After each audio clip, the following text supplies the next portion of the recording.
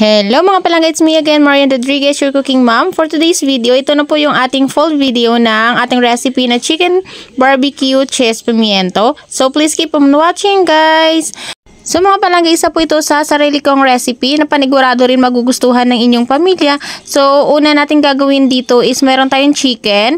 Ilagyan lang natin siya ng pepper and then all-in-one seasoning at ng barbecue na powder. Pagkatapos is i-mix natin para manuot yung nilagay natin na pampalasa. At pagkatapos maglagay tayo dito ng breading mix. Depende na yun sa inyo kung anong brand yung gagamitin ninyo. At naglagay rin po ako dito ng cornstarch. Pagkatapos is i-mix lang po natin siya ng maigi hanggang sa maging ganyan po yung kanyang itsura. Pagkatapos is i-fry po natin siya hanggang sa maging golden brown yung both sides niya tulad po nito, and then i-set aside po natin. So sa another pan is mag-melt lang po tayo ng butter. Kung wala, pwede rin naman po margarine. And then, maglagay po tayo dito ng garlic. Hiniwa ko siyang maliliit. And then, ng bell pepper.